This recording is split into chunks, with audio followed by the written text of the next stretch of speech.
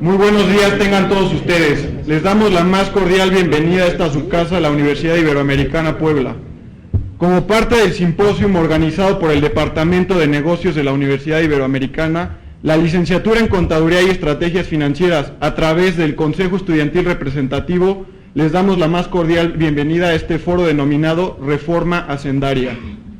Les pedimos de la manera más atenta que pongan sus celulares en silencio y no abandonen la sala hasta el término del evento. A continuación nombraremos a los participantes de este foro, quienes nos honran con su presencia el día de hoy y de quienes me permitiré leer una breve reseña de su currículum. El contador público certificado Gustavo Rosas Gois, presidente del Comité Ejecutivo del Colegio de Contadores Públicos del Estado de Puebla. Él es contador público certificado, ganador del mérito a la certificación, especialista en contribuciones fiscales por la Ibero Puebla y socio de Rosas Gois y Asociados SC. Le damos un fuerte aplauso.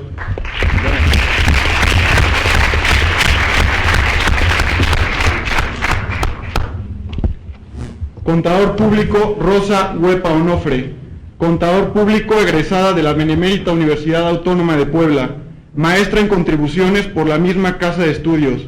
Su desempeño profesional: despacho Freisinier Morín SC, supervisor área de impuestos, auditorías al sector público, auditor Mata Sevilla y Asociados SC, docente en las materias de seguridad social, sistema de nóminas y contabilidad de sociedades en la Universidad Iberoamericana Puebla. Actualmente socio del área fiscal del despacho López Gasca. Le brindamos un fuerte aplauso.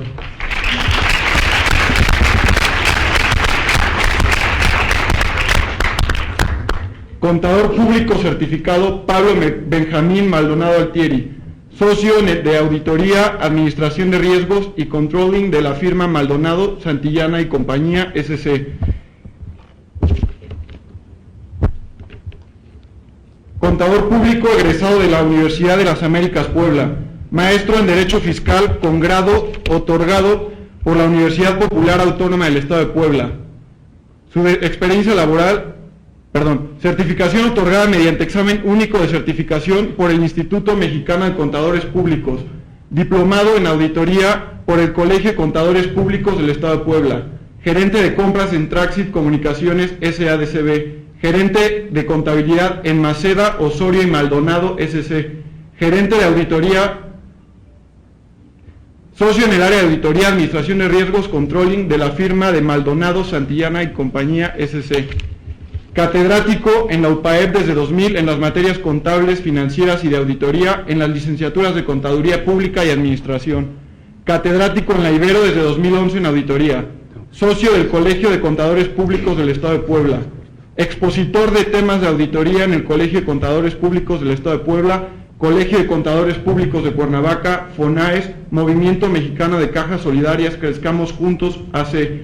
Miembro de la Academia de Contaduría y Alta Dirección en la UPAEP, miembro de la Academia de Derecho Fiscal en la Maestría de Derecho Fiscal de la UPAEP, socio del Instituto Mexicano de Auditores Internos, de 2007 a 2009, miembro del Comité Nacional de Auditoría para la firma BDO Hernández Marrón y Compañía SC, auditor interno de la Universidad Popular Autónoma del Estado de Puebla, miembro del Comité Directivo del Colegio de Contadores Públicos del Estado de Puebla.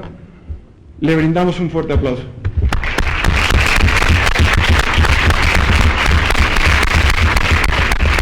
Y finalmente, como representantes de los alumnos de la licenciatura en Contaduría y Estrategias Financieras, los alumnos Alejandro Guzmán Lizana y Erasto Chávez Fósil, quienes también participan como foristas esta mañana.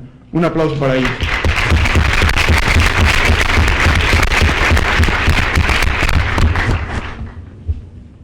Podemos comenzar. Bueno, pues buenos días a todos.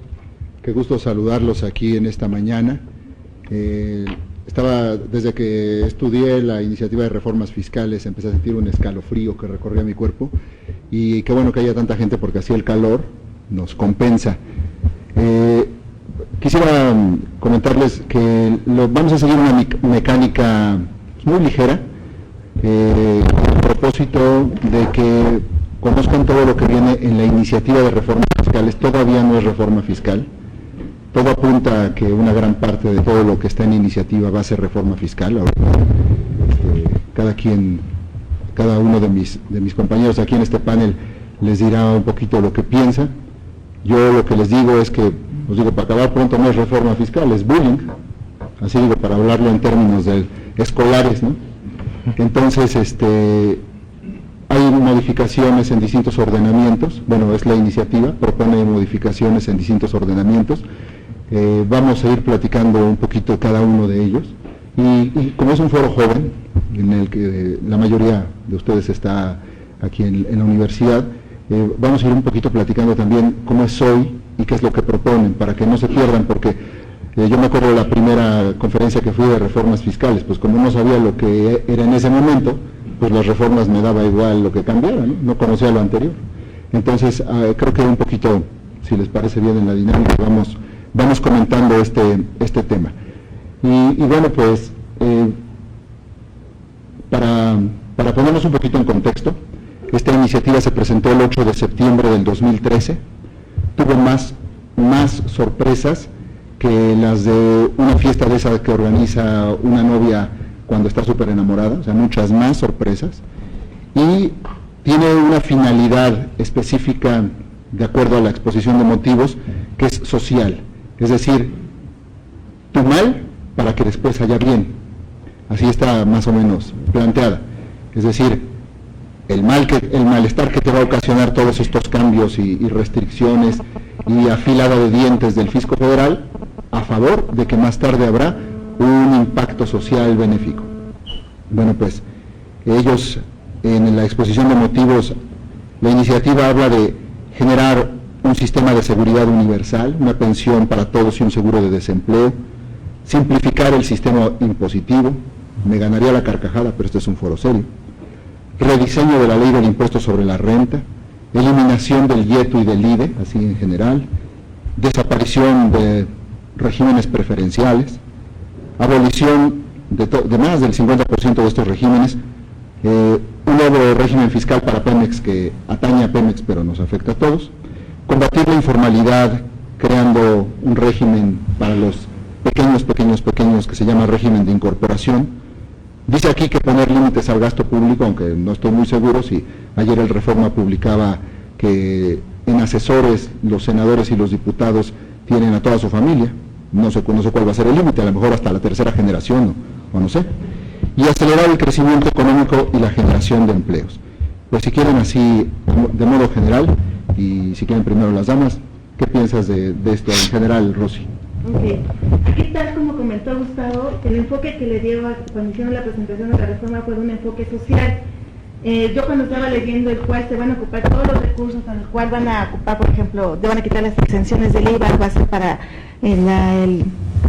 la pensión universal. Cuando yo leí el importe de la pensión universal dije, no puede ser, son 1,092 pesos mensuales que le van a dar a aquellas personas mayores de 65 años. Ustedes me podrán decir, ¿quién vive con 1,092 pesos mensuales? O sea, nadie, y para eso van a ocupar los recursos, pues nos van a grabar todo el IVA, o nos van a quitar más bien exenciones.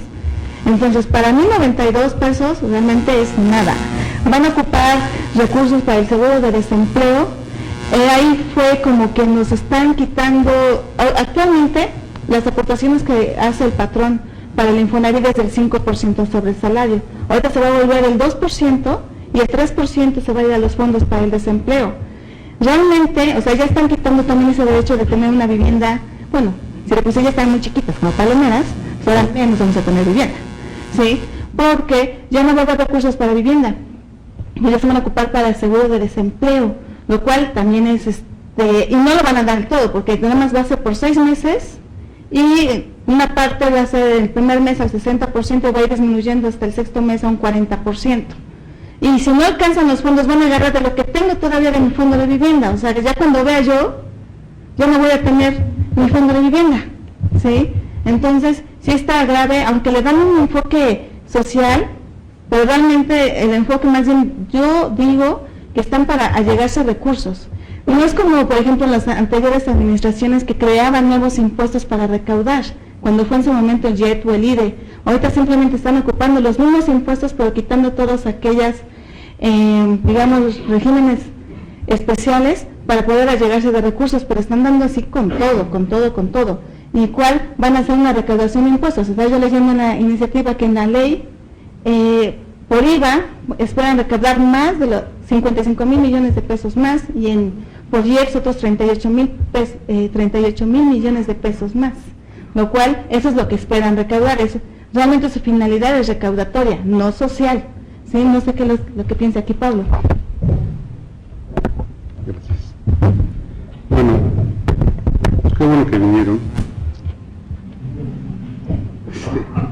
Sí, yo esperaba 30 personas, pero entonces veo que el hecho de que haya tanta audiencia supone, en primer lugar, que no ir a una clase es bueno, pues sí, está bien, y que Adrián haga válido el tema de la justificación también.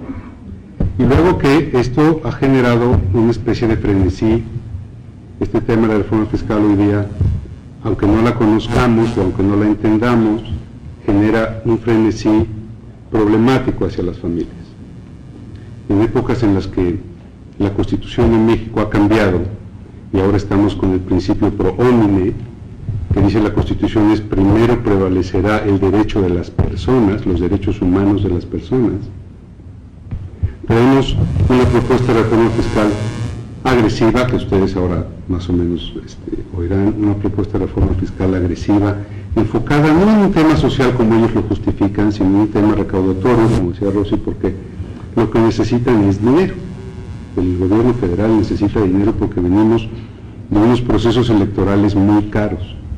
Los presupuestos federales necesitan recaudar más. Pero vamos a entender el contexto.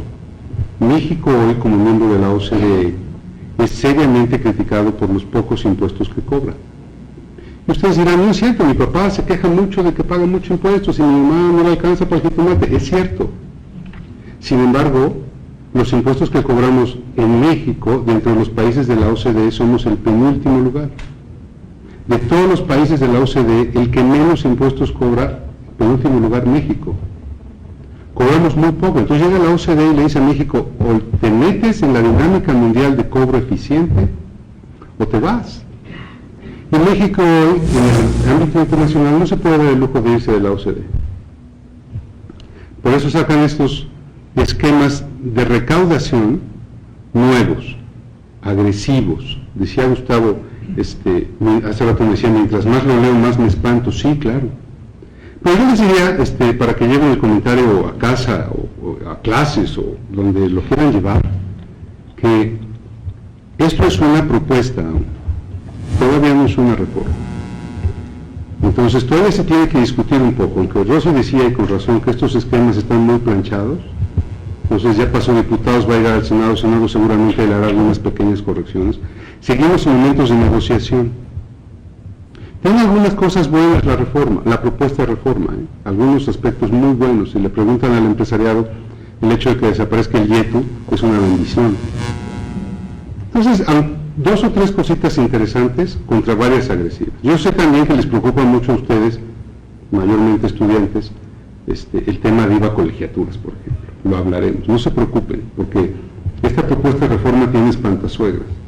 Así se sacan, cada vez que lo sacan, cada año sacan espantasuegras. ¿Qué saco para después negociar, quitar y que quede lo bueno?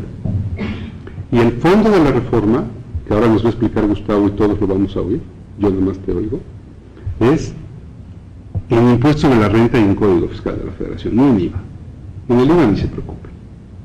El tema está en impuestos sobre la renta. Ahí sí tenemos que preocuparnos. Entonces, lo que trataremos de hacer hoy es enfocar solamente los asuntos importantes, por favor, sobre la premisa que es una propuesta. Todavía no pasa nada. Va a pasar pronto, pero todavía no pasa nada. Sí, vamos a citar a ustedes que son de la generación de Harry Potter. Tiempos oscuros y difíciles nos esperan. Eso sí. Como decía Pablo, bueno, los medios dicen que 8 de cada 10 gatos ya no van a comer whiskas. Pero eso es, como dice Pablo, la cortina de humo. Bueno, vamos a hacer un poquito de estructura y vamos a empezar con la ley de ingresos de la Federación, así lo general, que es realmente muy breve, pero es importante. Siempre en una plática de reformas fiscales se empieza por la ley de ingresos, porque es de vigencia anual y es la verdadera ley reglamentaria de la Constitución. Ustedes saben que la Constitución Política de los Estados Unidos Mexicanos, en el artículo 31, fracción cuarta, establece la obligación para los mexicanos de contribuir al gasto público. La ley reglamentaria, la que inicia todo el proceso de organización fiscal, es la Ley de Ingresos de la Federación. En este 2014 la iniciativa plantea nuevos impuestos, uno que se llama verde, ecológico o verde, un impuesto a las bebidas azucaradas para combatir la obesidad. También deberían ponerle un impuesto al trabajo para que no nos diera tanto estrés, ¿no? Para combatir el estrés.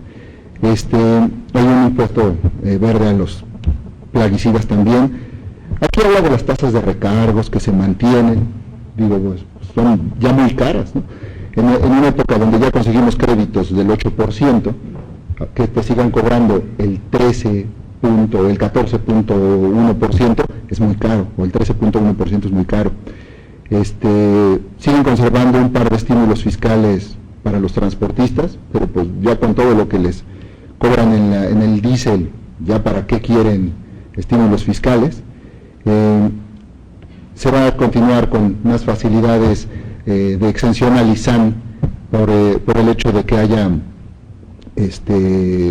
compra o adquisición de automóviles de estos ecológicos. Prácticamente desaparece un programa que nos dejaron 4 meses, de Puente al Corriente. Nos lo dejaron el tiempo suficiente para que lo entendiéramos. Ya cuando lo entendimos que nos perdonaban recargos y actualizaciones de los años anteriores y lo empezamos a usar, nos lo desaparecen. Y era de vigencia anual.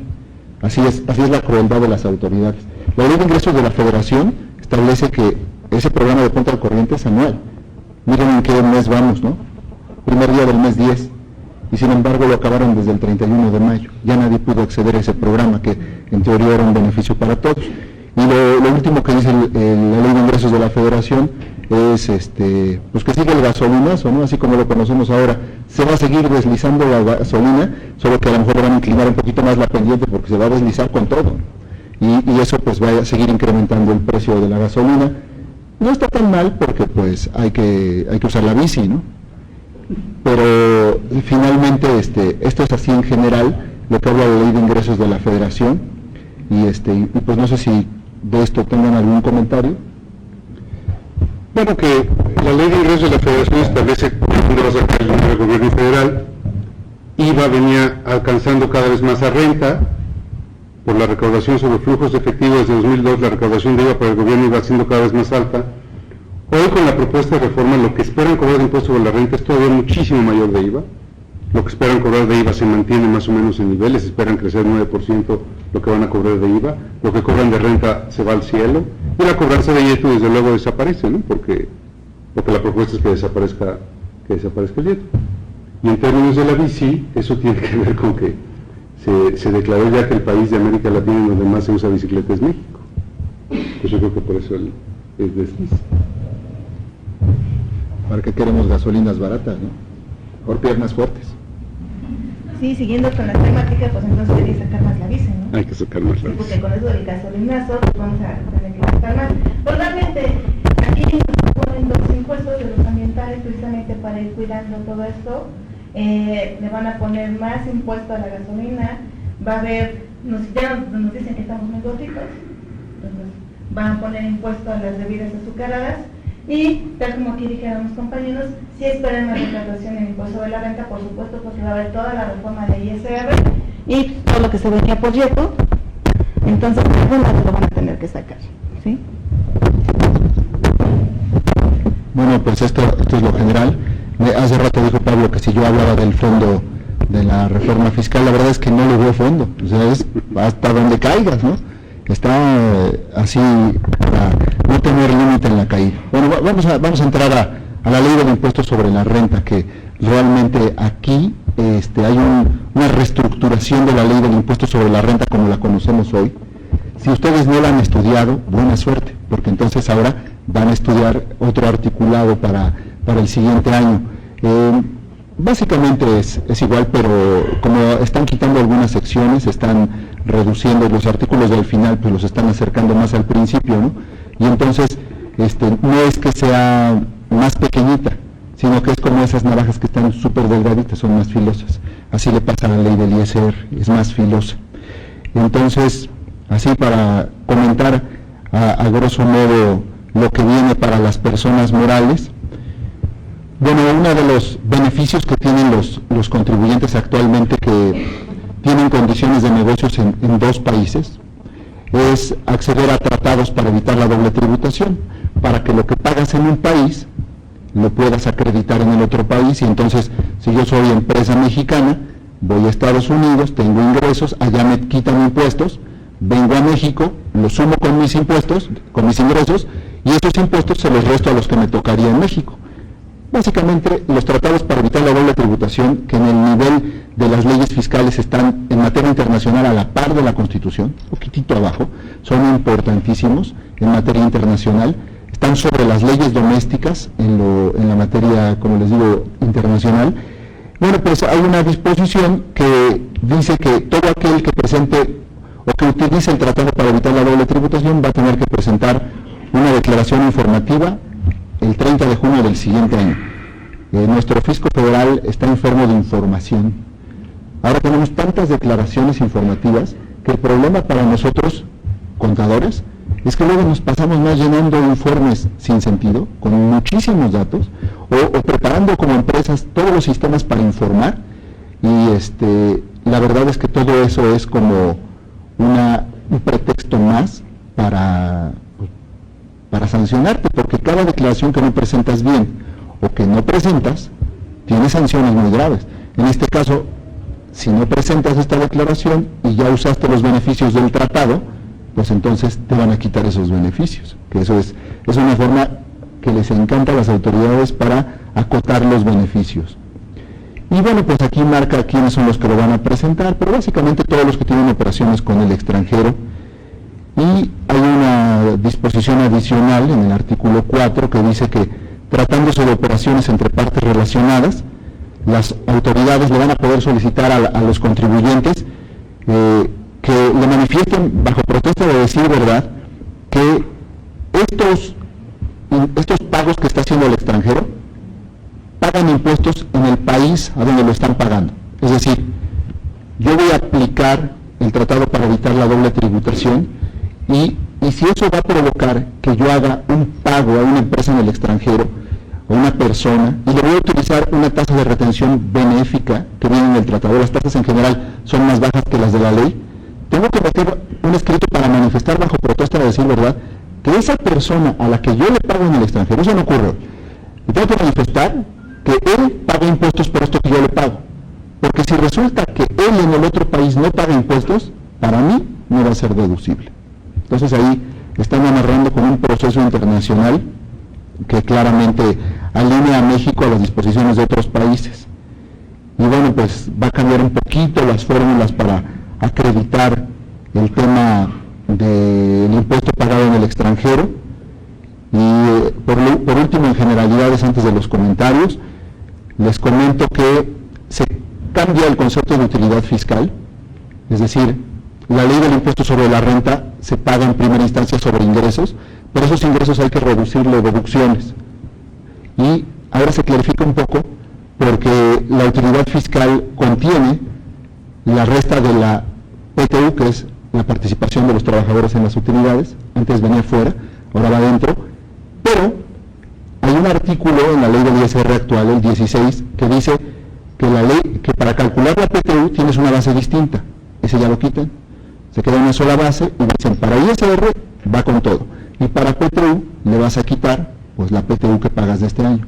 Básicamente eso es en generalidades, más yo creo que esto es tal vez lo más trascendental, y es que actualmente cuando una empresa tiene utilidades y le paga a sus socios, eso se llama dividendo, lo que le toca a cada socio. Si la empresa ya pagó impuestos, tiene una cuenta que se llama cuenta de utilidad fiscal neta, CUFIN. Cuando distribuyes dividendos de la CUFIN, es decir, dividendos, utilidades que ya pagaron impuestos, ya la persona que los recibe ya no paga más. El artículo 11, que lo están proponiendo modificar, implica que la empresa ya pagó su impuesto sobre la renta, tiene su cuenta, su CUFIN, Y cuando le entrega a la persona física el dividendo, la persona física además va a pagar un 10% adicional.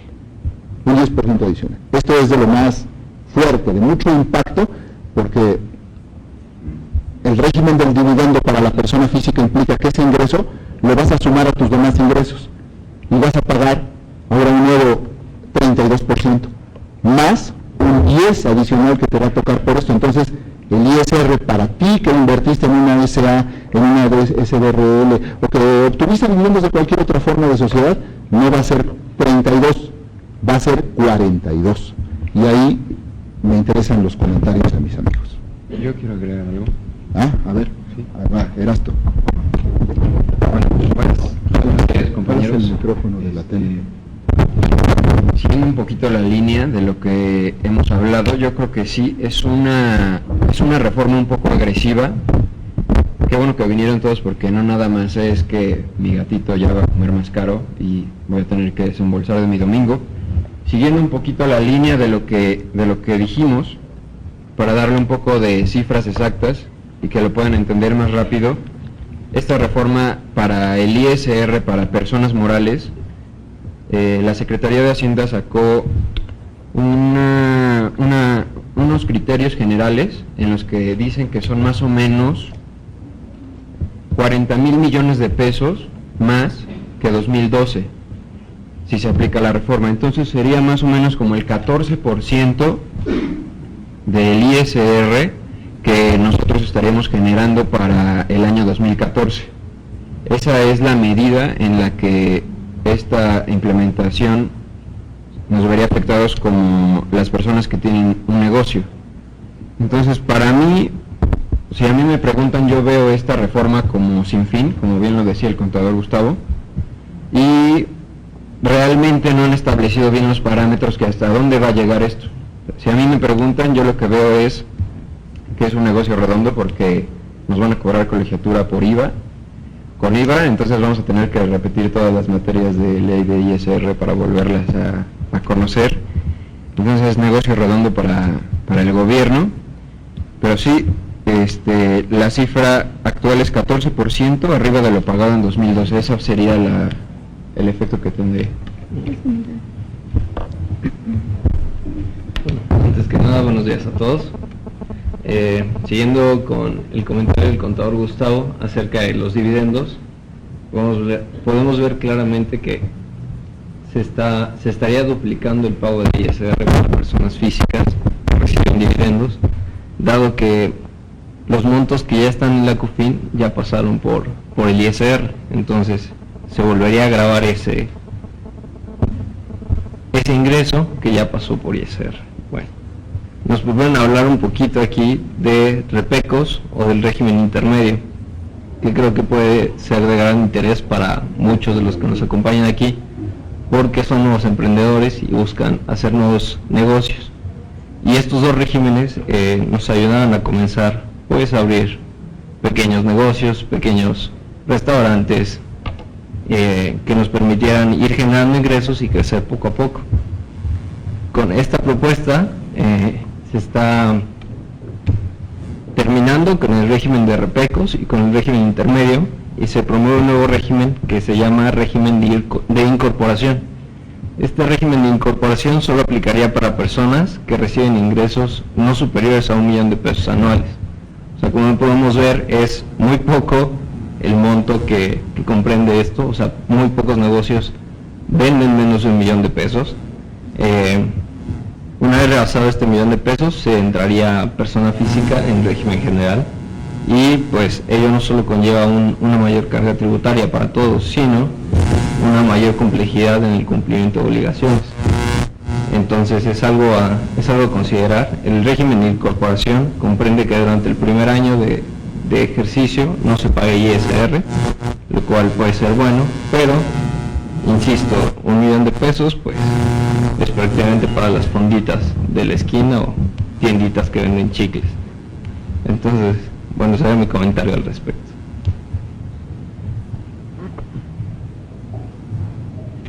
Aquí siguiendo con el comentario de Alejandro, pues realmente lo que hace Hacienda es que tiene una política del enemigo. Todos nos ve como enemigos, o sea, piensan, yo, antes de que empieces a pagar impuestos, yo pienso que vas a actuar mal, que vas a evadir, que vas a eludir, ¿sí? Entonces yo pienso que desde el primer momento vas a actuar mal. Y dice, ocupaste todas estas regímenes, por ejemplo, el de repecos, que era algo que ellos decían, es una facilidad, lo ocupaste para mal. En la exposición de motivos decías que porque ponías negocios, hacían negocios ficticios y ocupabas repecos, entonces dijeron, no, lo vamos a acabar. Por eso es que no éramos todos, o sea, sí, estoy de acuerdo que había personas que ocupaban estos tipos de regímenes para hacer ilusiones fiscales, pero no eran todos. Y si lo que realmente querían era incrementar su nivel de recaudación de impuestos, realmente lo que debe hacer el gobierno es aumentar la base tributaria, porque realmente los que están aquí son ya nosotros llamamos los contribuyentes cautivos, los que siempre estamos pagando, los que ya estamos dados de alta, y entonces empiezan siempre a afectar a aquellos que están. Lo que deben hacer es mejor incrementar la base tributaria para poder hacer más impuestos. Ahorita, por ejemplo, repecos, bien que decía, se ocupaba para iniciar negocios. Sí, bueno, voy a ver si funciona, voy a ver repeco, y dependiendo de mis números iba yo a pasar al otro nivel y seguir pagando impuestos. Claro, si yo veía que ya ganaba yo 10 millones de pesos, pues ya me pasaba al régimen general. O sea, algunas operaciones me van exigiendo que tributariamente me pase yo a otro esquema. No es porque quiera yo evadir, o sea, la gran mayoría no ponen negocios para evadir impuestos. Eso no es realmente las personas que invierten, los empresarios, lo que quieren son utilidades, no van con idea de evadir impuestos, ¿sí? Bueno, pero así es lo que piensa nuestro gobierno.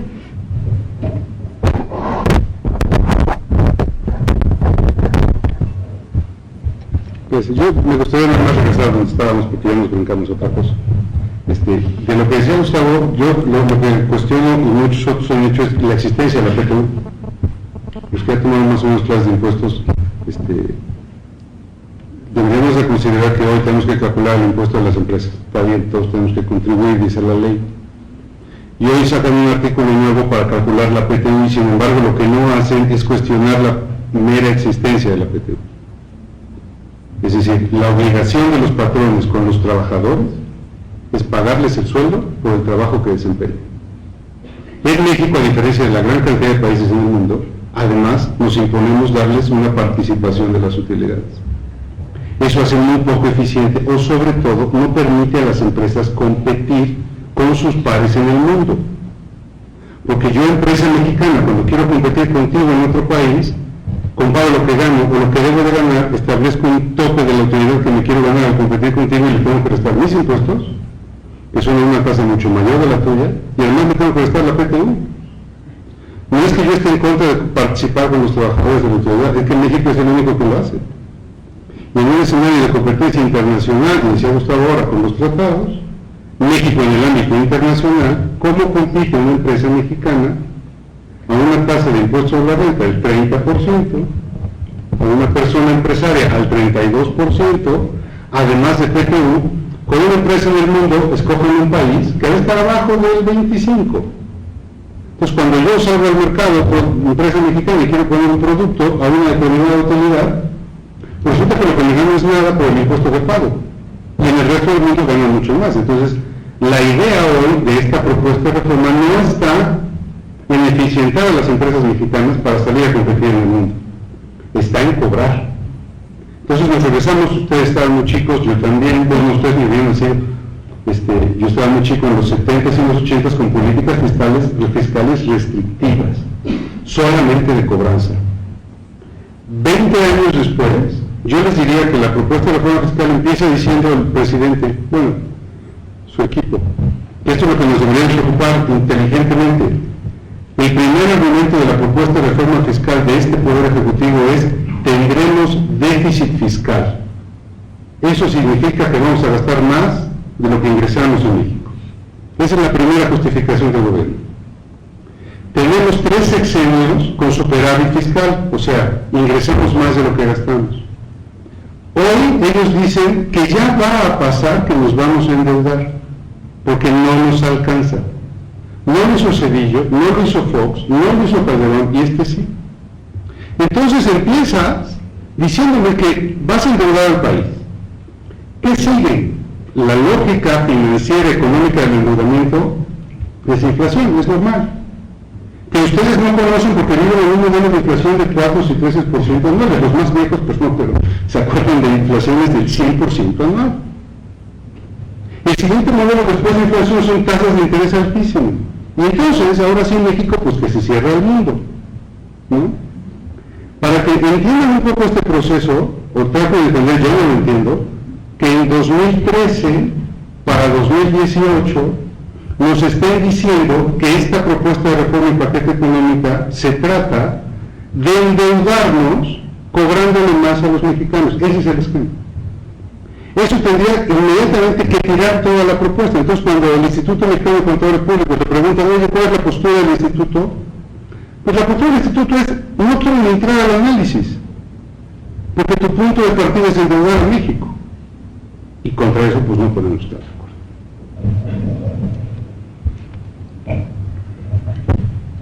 En deducciones para las personas morales, pues ya saben, ¿no? Menos deducciones, siempre es la regla, más ingresos, menos deducciones. Y las deducciones que podemos comentar así importantes son, se acaba la deducción inmediata de inversiones, que era una de las pocas alegrías que teníamos al calcular nuestros pagos provisionales, los contadores, se acabó esa alegría. Tenemos que dejan de ser deducciones, aportaciones que realizan las empresas a los fondos de pensiones y jubilaciones. Como dice el gobierno, pues yo lo voy a cobrar y te lo voy a dar a ti, pues ya tu empresa para qué te lo dan. Los donativos, que ahora están tan limitados, pues siguen igual, pero aquí de una forma, yo creo que, yo podría decir que es sarcástica. Dice la iniciativa, todos los donativos van a ser deducibles hasta el 7% de la utilidad del contribuyente del año anterior, pero los que otorgues a la federación, a las entidades federativas que son los estados y a los municipios, nada más te doy chance del 4% deducible. ¿Para qué? ¿Para qué no me los des a mí? Dáselos a otros. Pues yo creo que eso se llama sarcasmo, ¿no?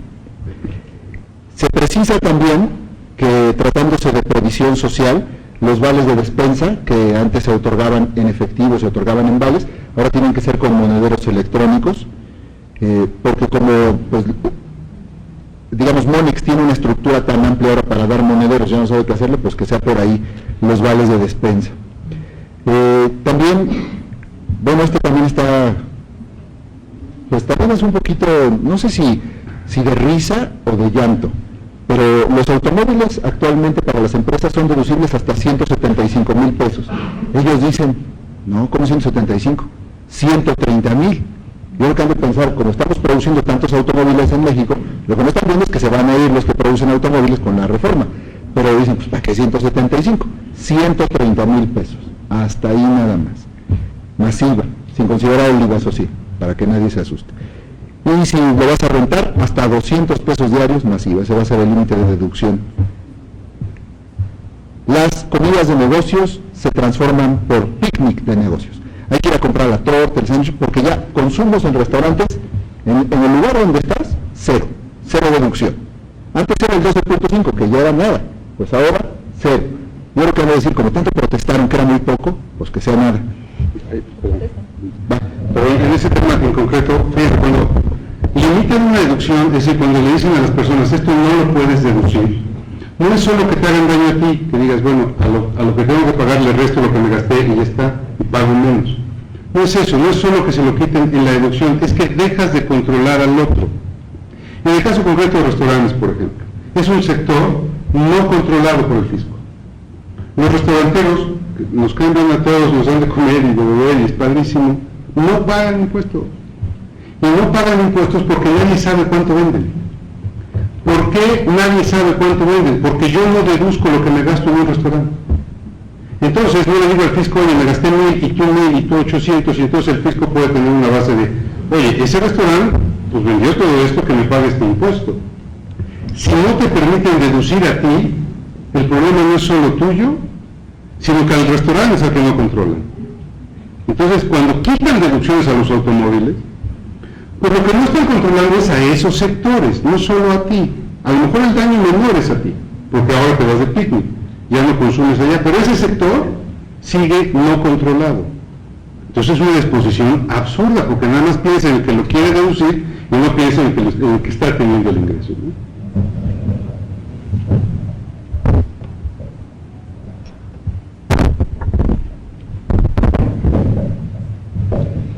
Seguimos con las deducciones. Una de estas que causan ámpula es los ingresos de los trabajadores actualmente tienen una parte de exención, es decir, no todo el ingreso que gana un trabajador paga impuestos sobre la renta. Su salario paga impuestos sobre la renta, pero una parte de sus horas extras no paga impuestos sobre la renta, una parte del reparto de utilidades, una parte del aguinaldo. Hay partes que se llaman exentas, no pagan impuestos sobre la renta. La empresa las paga y son un costo para la empresa. El que no paga el impuesto sobre la renta es el trabajador. La reforma tiene una magnífica idea. Ahora el 41% de eso que pagas al trabajador, que a ti sí te cuesta como empresa, pero que él esté exento, no lo va, solo el 41% es lo que vas a poder deducir.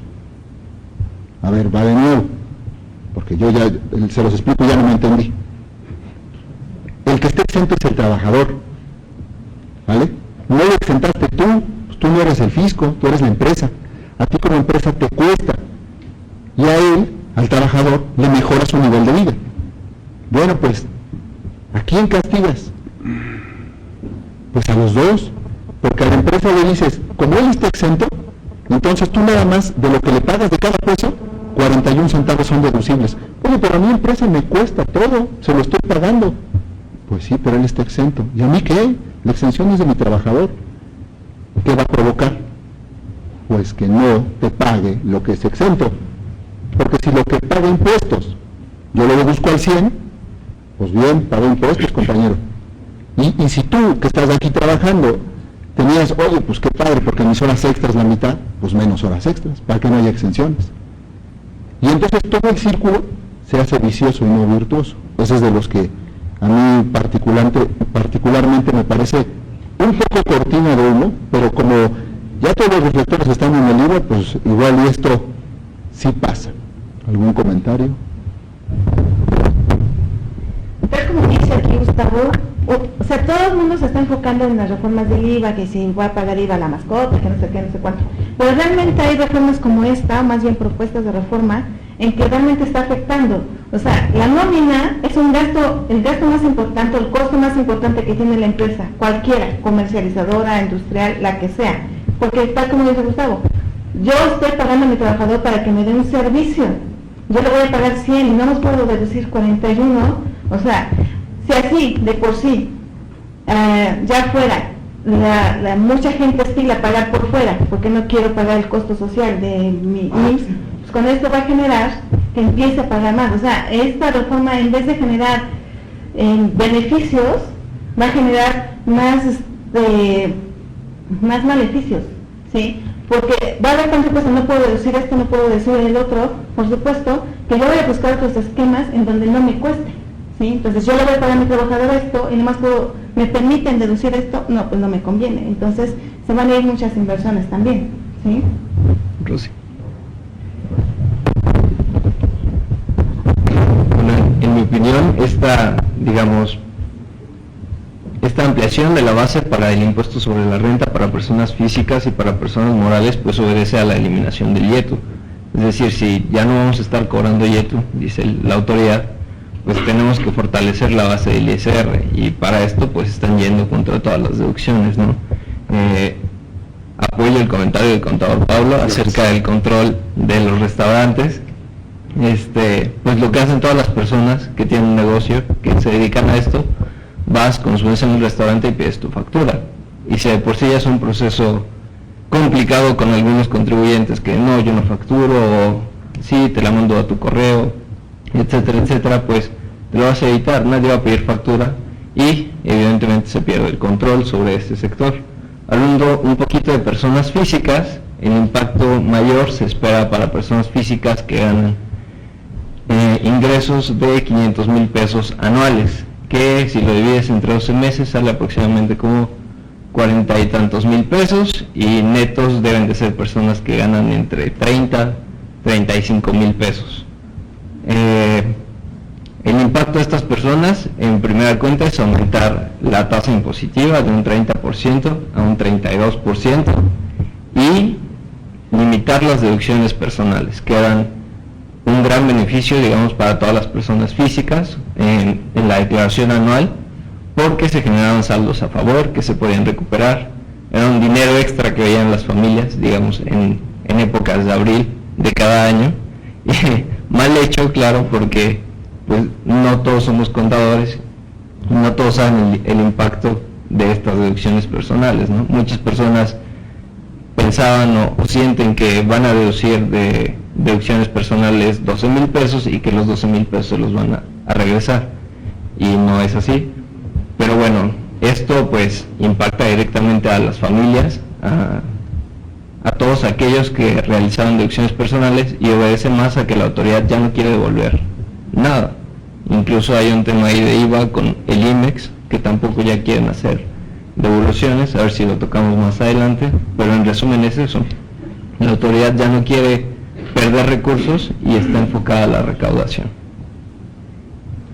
Sí, gracias. Si ustedes son patrones y les dicen que lo que le pagan a los trabajadores, que no es exento, que es exento a los trabajadores, se lo siguen pagando porque no lo van a deducir. ¿Sí? Si yo les doy la despensa a un trabajador y me dicen que ahora eso no lo puedo deducir, tengo dos opciones. Como bien decía los hijos, le empiezo a pagar extraoficialmente, o le empiezo a pagar solamente cosas que yo pueda deducir, ¿no?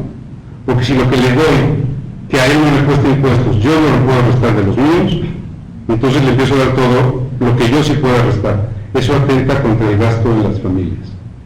O sea, esta disposición lo que va a hacer es que los trabajadores reciban menos dinero, ¿no? Para que se entienda. Ya tocaron dos regímenes preferenciales que se van a acabar, pero como se van a acabar otros, se los voy a decir en traducción. Se acaban unos estímulos fiscales y lo que implica son: ya no queremos más construcción de hoteles en playas mexicanas, ya no queremos. Ya no queremos más desarrollo de vivienda, ya fue mucho, hay muchas casas, ya no queremos. Ya no queremos más inmobiliarias, por supuesto.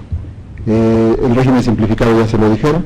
Y ya no queremos maquiladoras, ese es el otro tema. O sea, ya no queremos maquiladoras, ¿para qué las queremos? Se acabaron todos estos estímulos fiscales y además se acaba un régimen, pues que no sé, ese es como de caché platicarlo, pero pues se acaba la consolidación fiscal. Ahí yo creo que ha salido medio mal fotografiado en Televisa y en TV Azteca el presidente, o no sé, alguien ha de salir mal fotografiado, o el secretario de Hacienda, pero pues les pega a ellos, ¿no?, que están consolidando fiscalmente. Eso se acabó. Sí, y ahora van a pagar impuestos sobre la renta las escuelas y los clubes deportivos. Eso me preocupa mucho. Sí, porque la propuesta dice que todas las escuelas o entidades de educación, instituciones de enseñanza, que no reciban donativos, van a tener que pagar impuestos sobre la renta. Y los clubes deportivos, sea cual fuere el deporte que fomenten, van a pagar impuestos sobre la renta. Bueno, proponen. Entonces hoy lo que le están diciendo las instituciones de enseñanza como Libero, que seguro no lo sé, pero lo que debe hacer es obtener donativos, obtener una autorización para que puedas recibir donativos y entonces tú no pagas. Pero estos kinders que hay por todos lados y primarias y estos que, la verdad es que son muchos, que no reciben donativos deducibles, van a tener que pagar impuestos sobre la renta, que hoy no pagan.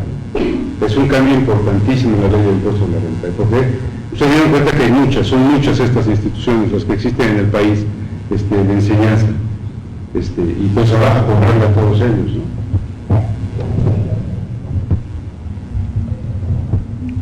En ingresos, para personas físicas, ya hablaron de la tasa, que aumenta al 32.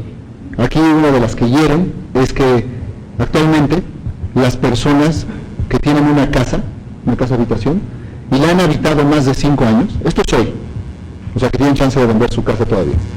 Si hoy tienes una casa que has habitado más de 5 años, todo el producto de la venta de esa casa no paga impuestos. Bien, es tu casa. Para las personas que la han habitado menos de 5 años tienen oportunidad de tener un ingreso exento hasta 1.250.000 UDIs, que actualmente son 7 millones de pesos. ¿Ok? Esa es tu exención. ¿La viviste menos? Ok, tienes 7 millones de exención. Va. ¿Qué es lo que quiere hacer ahora la reforma? Pues la reforma dice, la enajenación de casa-habitación, eso significa vender tu casa, estaría exenta si el monto o la contraprestación, o sea, estamos hablando de lo que te pagan, no excede de 250.000 unidades de inversión. Esto es 1.200.000 pesitos. Quiere decir que si tú vendes tu casa-habitación y la habitaste muchos años, pues qué bueno. Que con eso generaste el patrimonio de tu familia. Mucho gusto. Ahora sí vas a pagar impuestos. 2 temas más, y con eso acabamos ingresos de personas físicas. 10% a los dividendos que se repartan en la Bolsa Mexicana de Valores. ¿Y eso a mí qué? Bueno, pues que vuelve menos atractiva nuestra bolsa, que es chiquititita. Si la comparamos con las bolsas del mundo, nuestra bolsa es de juguete, es chiquitita. Y uno de sus atractivos es, si tú inyectas dinero en la Bolsa Mexicana de Valores, no pagas ISR. Eso es uno de los atractivos hoy. Y si ahora te van a quitar el 10%, ahorita, si lo aprueban, va a provocar 2 cosas. Primero, una toma de utilidades. Los que están ahí invirtiendo dicen, bueno, vamos a decretarnos dividendos bien el dinero, porque el próximo año es 10% más caro. Segundo lugar, le quita competitividad. Si de por sí nuestra bolsa es muy pequeña, pues ahora este es otro tema. Todo, ahí ya no entendí bien, si se supone que es el PRI, pues el que decía que le cobraran impuestos a los dividendos era el PRD, ¿no? Ahí, eso ya no lo entendí, cómo está. Pero bueno, deben que estar muele como Andrés Manuel, no está mal, entonces por eso nosotros estamos muele, que esto está mal. Y bueno, pues un tema con las pérdidas fiscales que no le da mucho sentido. El aumento de la tasa del 32% para las personas implica incluso un promedio mayor del 32% por un análisis matemático bien simple.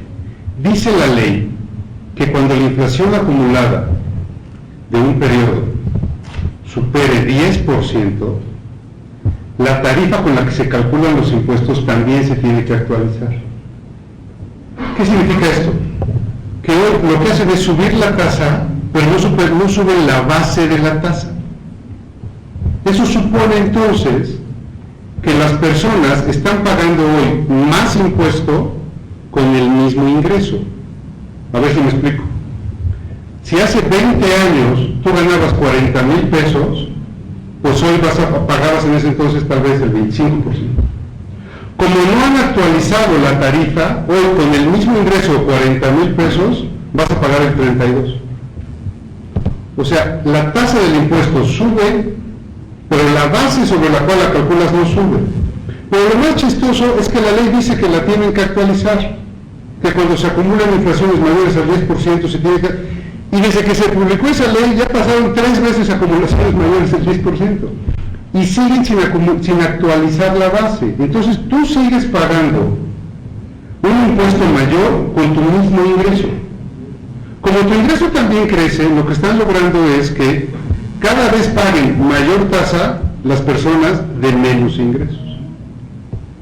Entonces, un error grave en la propuesta de reforma, y que también por eso tendría que desecharse, es que se actualiza la tasa, pero no se actualiza la base. Y lo más chistoso, por decir una palabra decente, es que la ley dice que tienen que actualizar la base. Si actualizaran la base, todos, el aumento del 2% no nos afectaría marginalmente. Lo que hacen inteligentemente es decir, déjala como está y empezamos a robarle más a todos. Porque hoy es rico, en términos de la exposición de lo que nos da la ley, es rico el que gana 40,000 pesos al mes. Y por eso tiene que pagar 32%, la tasa máxima. Ya generamos más ricos. México tiene mucho. Automáticamente. Comentarios por acá. Bueno, dos últimos temas con la ley del ISR. Y el primero es que todas las personas físicas presentaban su declaración anual, o vamos a presentar todavía nuestra declaración anual en abril, y seas persona que tiene ingresos por salarios o ganes honorarios, o tengas cualquier ingreso, podías además a final del año restar unas conocidas como deducciones personales, que eran gastos médicos, hospitalarios, funerarios, básicamente. Estos gastos te permitían al final tener un pequeño saldo a favor muchas veces, y entonces te devolvían impuestos, porque la ley reconocía, además de tus ingresos, esto lo destinaste en tu bienestar, bueno, pues va, lo puedes restar. Para poder restar estos gastos casi no cumplías ningún requisito. Básicamente ibas por el comprobante, al final lo metías a tu declaración y se acabó. Bueno, pues ya prácticamente se acabó la deducción para el 2014, si es que esto pasa.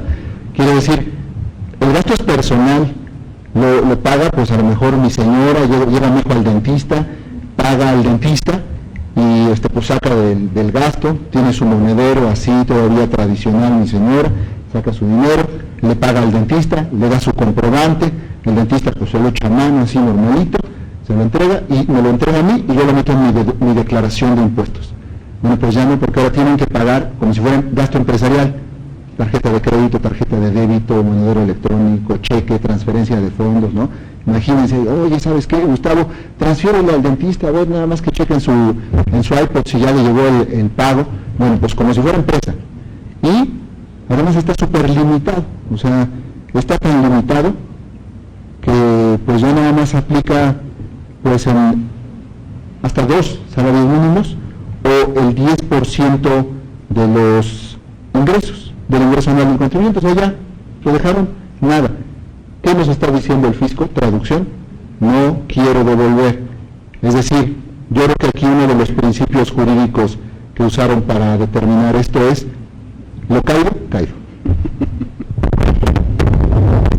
Aquí siguiendo las deducciones personales, ahorita cuando ya le están haciendo palpable de que ya no quiero devolver, nada más hay tope, tienes que pagar con tarjeta o cheque. Ahorita actualmente en este año, bueno, ya el año atrás, cuando nosotros ya tenemos devoluciones de impuestos, no sé si a muchos les tocaron, o ya sea como contadores o como contribuyentes, te ponían 1000 pretextos para hacerte la devolución. Sí, o sea, compruébame cómo lo pagaste. No, bueno, es que la ley dice que no importa cómo lo pague. Yo lo puedo pagar en efectivo, sí, pero demuéstrame que sacaste el dinero.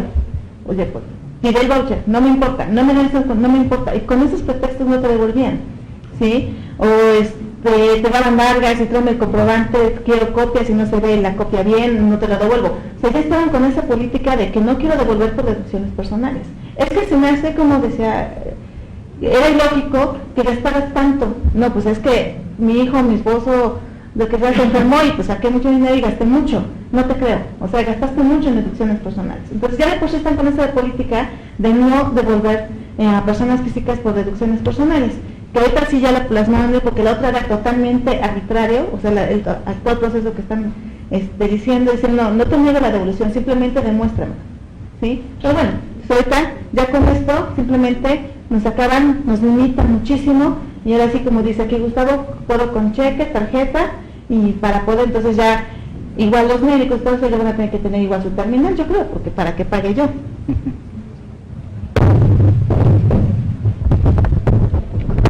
Comentada es la del IVA, y esa es rapidísima. Lo que queda exento es el pan y el circo. Y ya, eso es todo. ¿Y el circo porque es...? El circo, pero para ir por los clásicos, ¿no? Que dicen que al pueblo hay que darle pan y circo, pues que está exento. Porque alimentos no lleva IVA, solo los chicles. O sea, el niño de la calle ya no solo evade ISR, ahora evade IVA. Pero no lo creo, ¿no? Alimentos de perros y gatos, mascotas, lo fuerte, o sea, lo que impacta, que se ve así catastrófico, es a la casa habitación, ¿no? Entonces vendes tu casa masiva, compras una casa, pues 16% más, es mucho dinero. Estás pagando un crédito hipotecario como yo, pues 16% más a los intereses, a las comisiones que antes estaban exentas, eso es fuerte. Y digamos, eso, como decía al principio Pablo, y me gustaría que lo comentara él, es la cortina de humo. Se van a alzar nuestros legisladores diciendo, miren lo que les logramos. ¿Pero eso qué? Y lo fuerte del IVA es el impacto a las maquiladoras, a los regímenes temporales de importación, pero la verdad aquí Pablo lo entiende más a lo financiero, mejor tú explícalo. Gracias. Bueno, ya llegamos a lo que les interesa, entonces ya vamos a acabar, para que ya se tranquilicen. Miren, el tema del IVA es bien simple.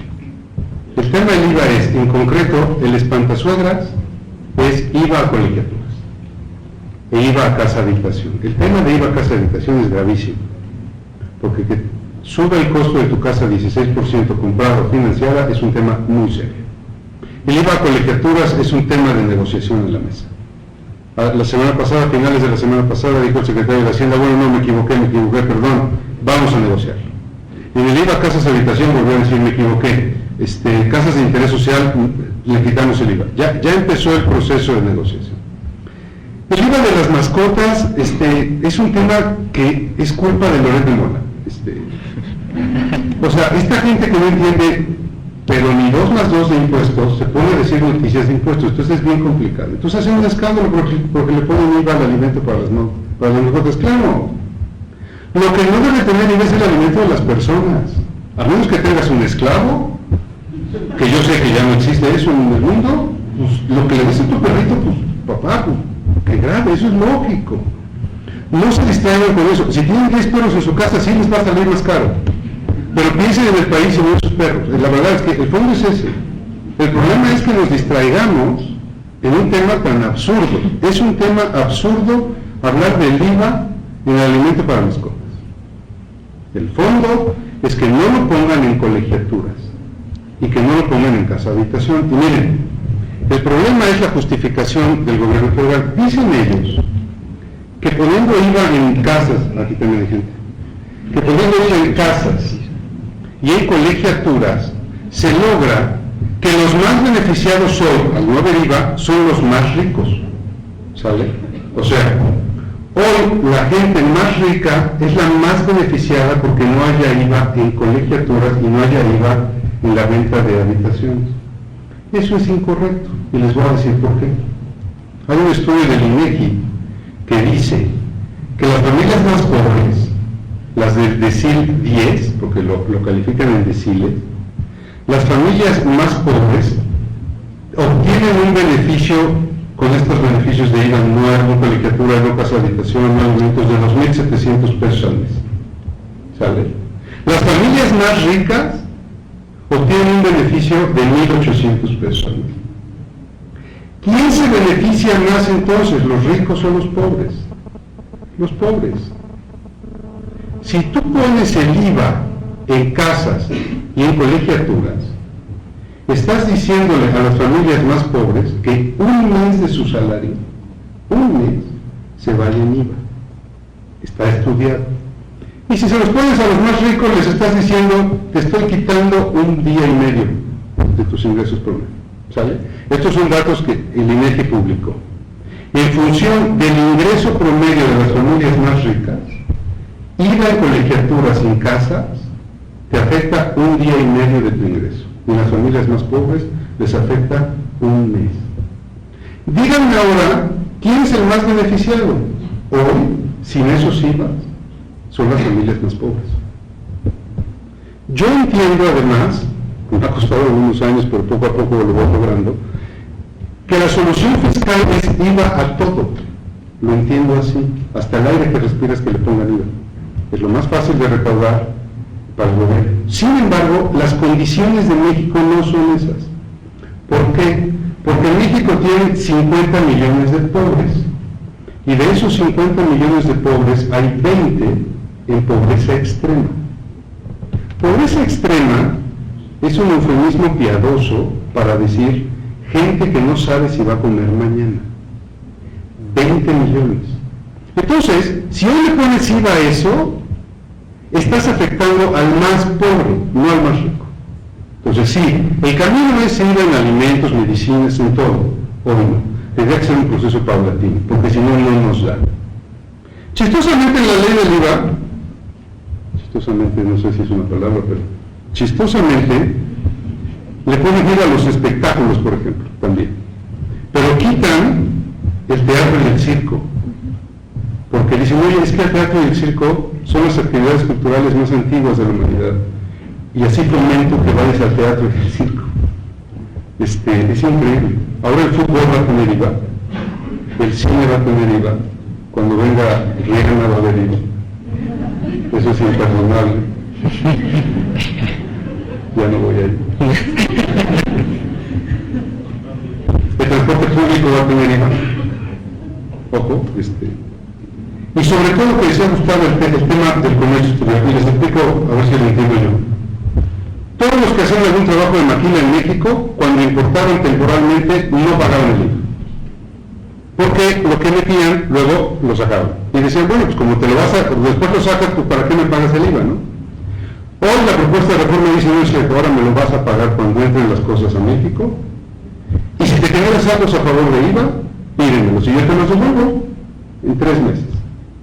La práctica hoy, histórica, no lo digo yo, la verdad es que son las estadísticas, por lo menos de la ciudad, es que la devolución del IVA trae un promedio de 8 a 9 meses. Ellos dicen que la van a devolver en 3. Pues bueno, hombre, pues yo tengo una maquila, con respecto a los que tienen maquilitas chiquitas y tal. Piensen en Audi, a la que le acabamos de abrir las puertas del Estado para que venga y ponga su planta, que ahora le digamos, oye, todo lo que vayas a importar, Rey, vas a pagar el IVA.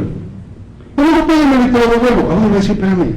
En mi presupuesto que hice en Alemania, no hace un mes, pues para venir a México lo estuve 3 años. Sabía que no me ibas a cobrar IVA, ahora me lo vas a cobrar. Todas las empresas satélite con Volkswagen y Audi generan una fuerza laboral como de 35,000 personas. Cuando todas esas empresas van a tener que pagar el IVA y tener que pensar que se los van a devolver 3 meses después, cuando el promedio en el SAT, y dice la exposición de motivos, es no devolver, lo decía Rosa ahorita, es no devolver. ¿Qué van a hacer estas empresas? ¿Cómo se van a financiar? ¿Con el banco? ¿A tasas de TIE más 5? O sea, el 10% para que después me devuelvas un IVA. Eso es lo que nos tiene que preocupar y no el IVA en las colegiaturas. Que hoy todas estas empresas que vienen a Puebla, a México, a Tlaxcala, a invertir, esta propuesta les está diciendo, no, vete a España, vete a Guatemala, vete a Belice, vete a... No, porque yo te voy a quitar el IVA. Esa es la propuesta del IVA. Todo lo demás, perdón que sea tan parco, pero todo lo demás son espantasuegras. El fondo del asunto es el IVA en importaciones temporales y el IVA en casas de habitación, que sí complicaría mucho, ¿no? Digo, para no... Bueno, el impuesto especial sobre producción y servicios nos lo vamos a saltar porque ahí realmente se condensan todos estos impuestos que les dijimos a las bebidas y a las gasolinas, todo eso. Lo único que es importante reflexionar, jóvenes, cada copa que se toman en el bar paga la mitad, de lo que pagan la mitad es impuestos. O sea, son contribuyentes, aunque no lo crean. Entonces, tomen lo que valga la pena, porque todo se paga. Okay. Por eso hay que aprender de vinos, ¿no? Sí, claro. Porque tomas un vino que guácala y pues, la mitad va el IEPS y el IVA entre todo. Bueno, sale. Esto, lo que ya viene al final, y realmente a mí me hubiera gustado empezar por el final, pero esto que dejamos al final es lo más importante de la reforma fiscal, donde no están los reflectores, pero esto no es qué van a cobrar, sino cómo lo van a cobrar. Yo digo siempre que siempre ha sido la lucha de David contra Goliat. David es el contribuyente, Goliat es el fisco. Solo que ahora David va amordazado, arrodillado, viendo a la pared, y Goliat tiene ametrallador. No le bastaban los músculos, ahora ametrallador. Como Call of Duty, ¿no? Como Call of Duty, dice aquí Pablo, pues así. ¿Está? Esto es lo fuerte. Lo demás, pues es cuánto. Y me quitas un régimen y me pones, está bien. O sea, ese es lo que nos afecta, digamos, en lo financiero.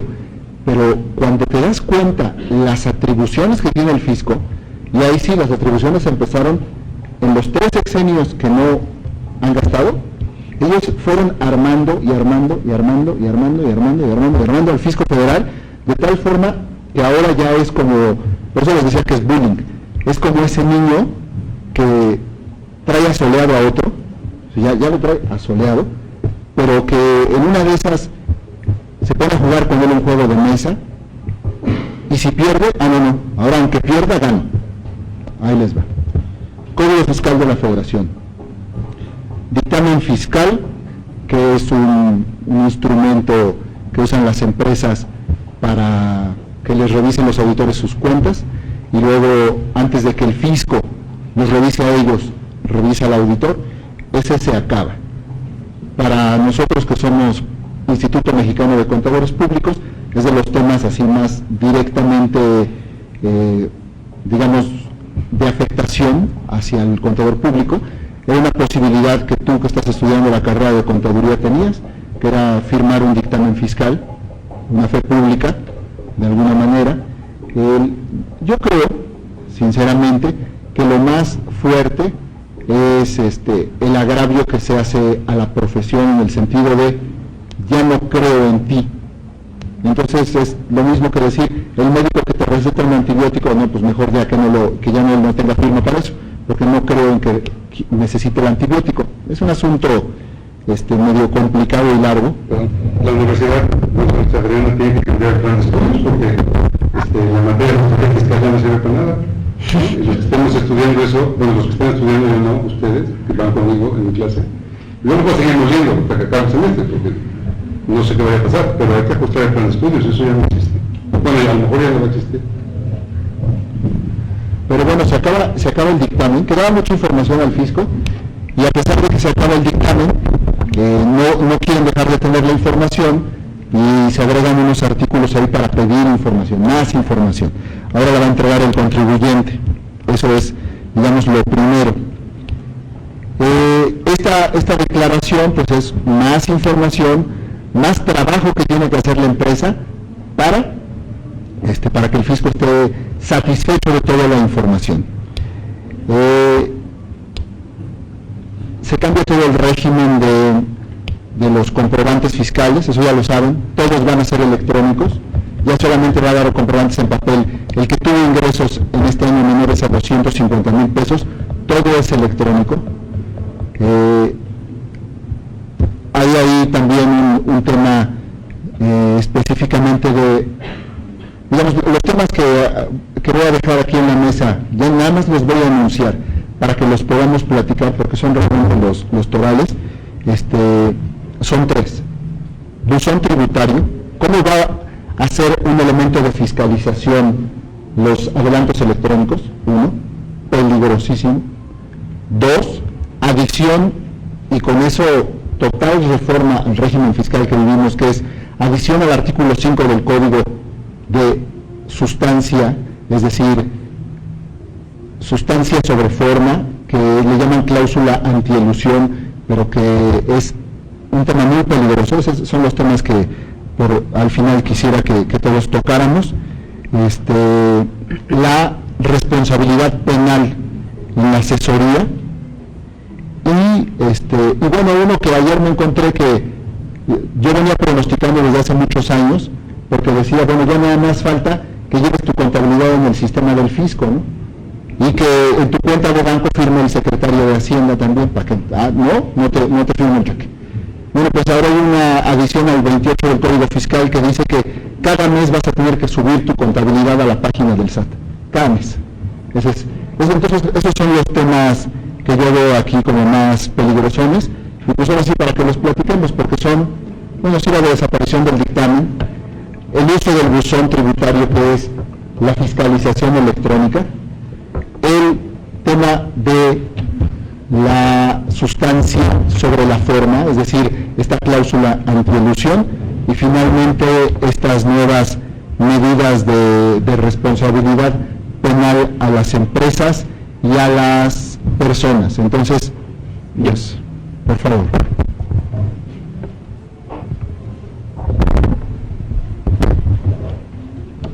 Bueno, hablando un poquito del dictamen fiscal y leyendo la exposición de motivos para su derogación,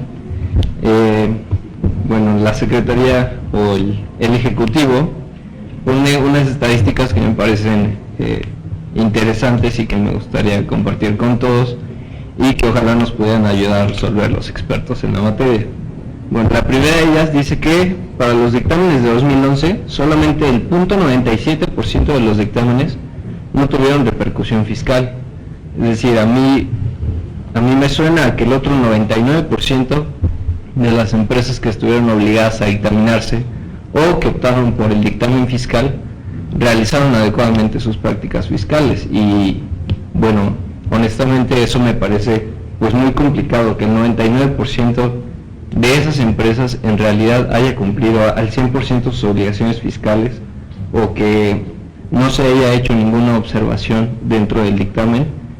Me parece pues un punto interesante a tocar, y que durante las revisiones del SAT, que sabemos cómo son, que piden hasta el acta de nacimiento de la mascota de la compañía, solamente el 2% de estas auditorías realizadas por el SAT concluyeron sin observaciones.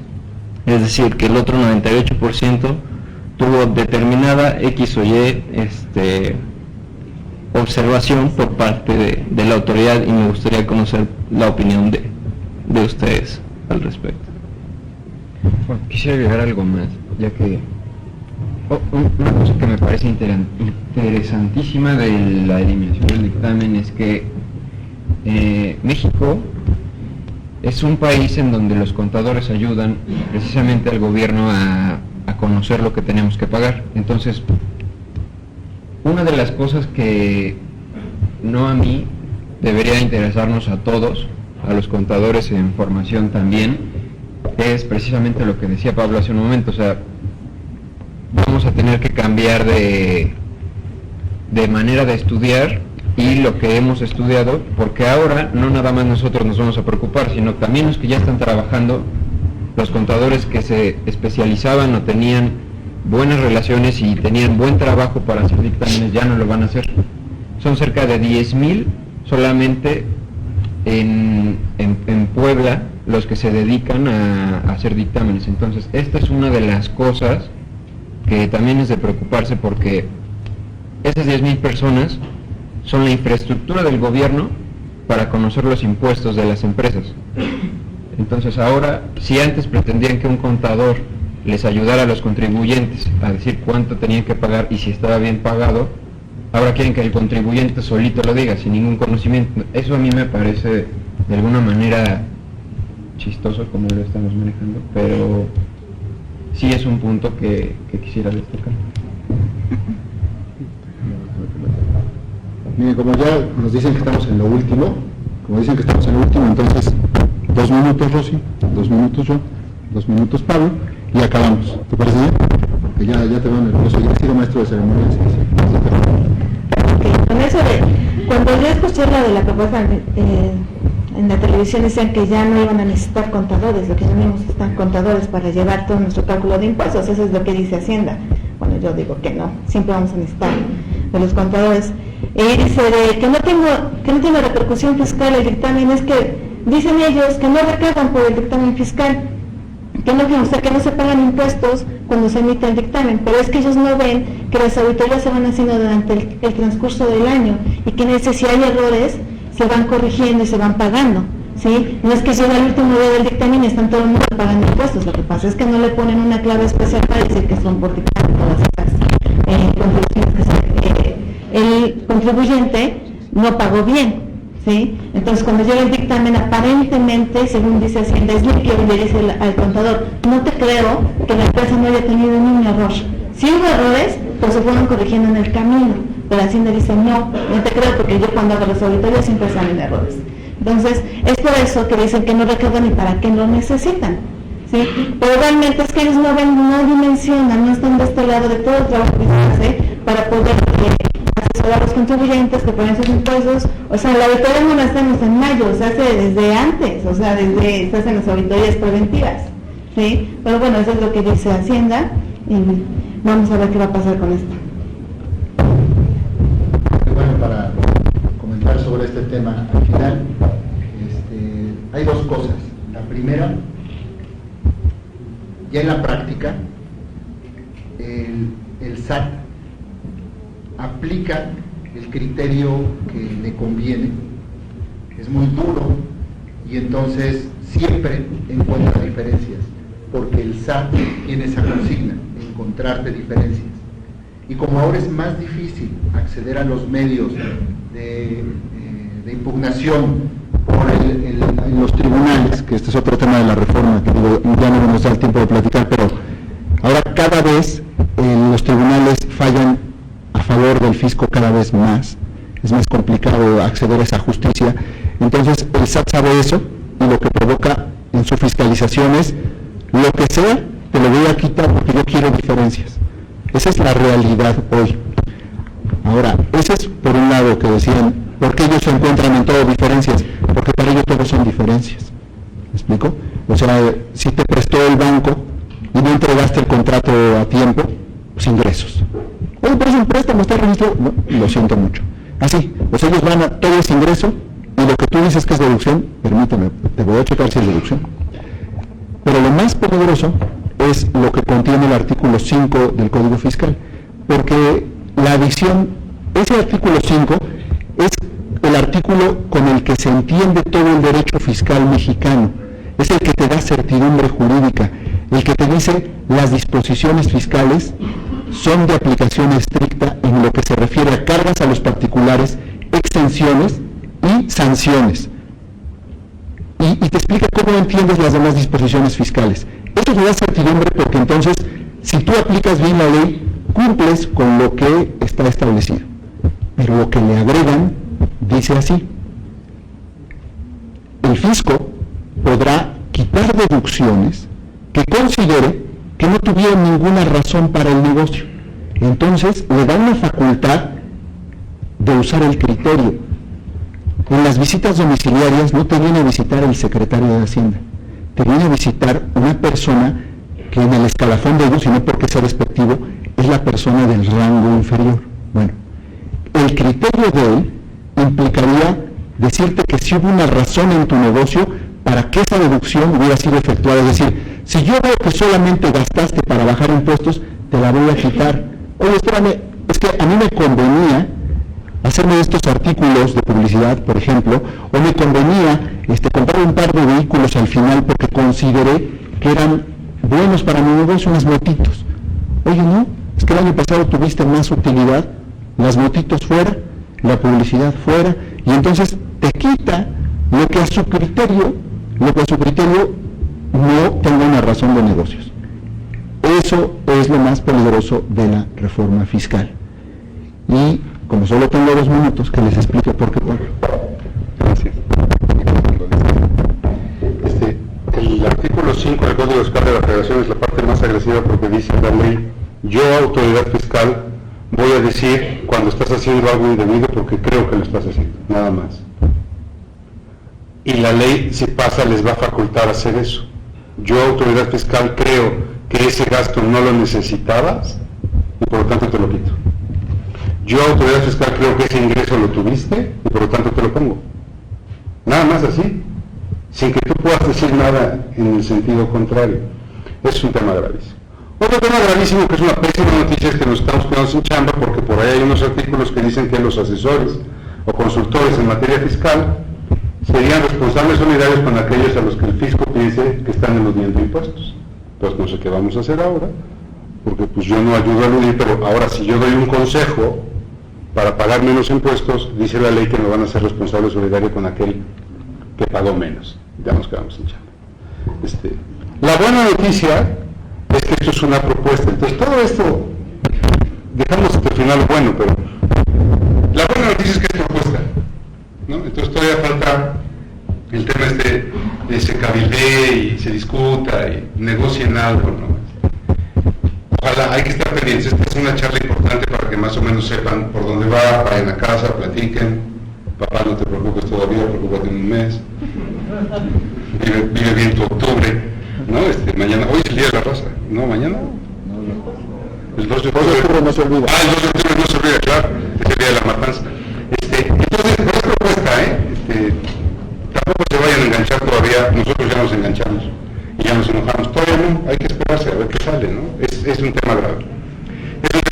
por favor llévense la idea que no es un tema grave por las mascotas, no es un tema grave por colegiaturas, es un tema grave por los impuestos nuevos y la forma en la que se van a cobrar. Pues muchas gracias a todos.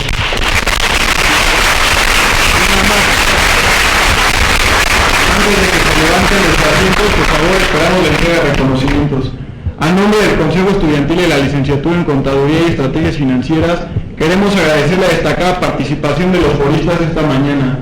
Agradecemos que hayan destinado su tiempo para venir a compartirnos sus conocimientos sobre lo que implica la iniciativa de reforma hacendaria y los impactos que genera. Es por ello que nos permitimos otorgarles un reconocimiento y un presente a cada uno de ustedes a nombre de la coordinación de la carrera y del Consejo Estudiantil. Un aplauso para ellos, por favor.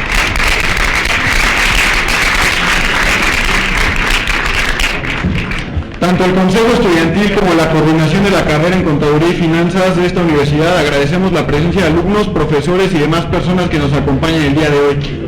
Por último, les pedimos un fuerte aplauso para la maestra Adriana Cruz y Corro, que hoy es su cumpleaños.